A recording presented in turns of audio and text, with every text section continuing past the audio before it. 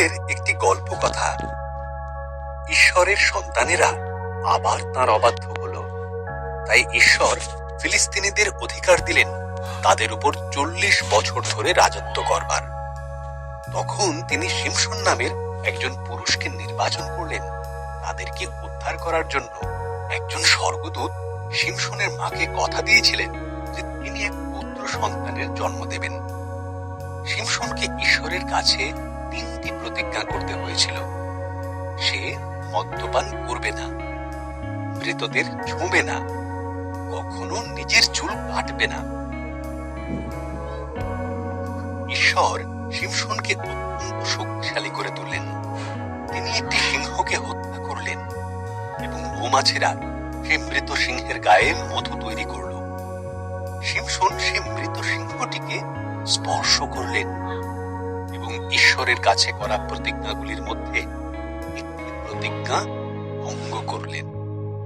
এমনকি তিনি সেই মধুও খেলেন। দলিলা নামক এক মহিলার প্রেমে পড়লেন শিমশন। কেন শিমশন এত শক্তিশালী সেটা খুঁজে বের করার জন্য ফিলিস্তীয়রা দলিলাকে প্রচুর অর্থ দেবার আশ্বাস দিল।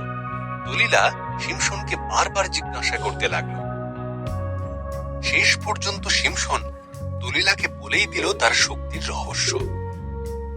যদি আমার চুল কাটা যায় তাহলে আমার শক্তিও চলে যাবে। তাই যখন শিমশন ঘুমিয়ে পড়ল, দলিলা একজন মানুষকে ডেকে পাঠালো তার চুল কেটে দেবার জন্য। শিমশনের শক্তি চলে গেল। ফিলিস্তীয়রা যখন এলো, খুব সহজেই তারা তাকে বন্দী করল। তারা তাকে অন্ধ করে দিল। তারপর তারা শিমশনকে কারাগারে বন্দী করল এবং তাকে দিয়ে ভারী ভারী পাথর টানার কাজ করাতে লাগলো।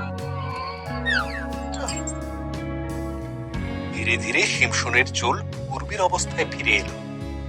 ফিলিস্তীয়রা শিমশনকে তাদের মন্দিরে নিয়ে এলো তাদের মিথ্যা দেবতা দাগনকে ধন্যবাদ দেবার জন্য। যেহেতু তারা শিমশনকে পরাজিত করতে পেরেছে, শিমশন শেষবারের মতো ঈশ্বরের কাছে তার শক্তি ফেরত চাইল। শিমশন দুটি ধামের মধ্যেখানে দাঁড়ালেন এবং তাতে ধাক্কা মারলেন। মন্দিরটি ভেঙে পড়ল। সমস্ত ফিলিস্তীয়রা মারা গেল এবং সঙ্গে শিমশন। শিমশন তার প্রতিশ্রুতি রাখেনি, কিন্তু ঈশ্বর রাখলেন।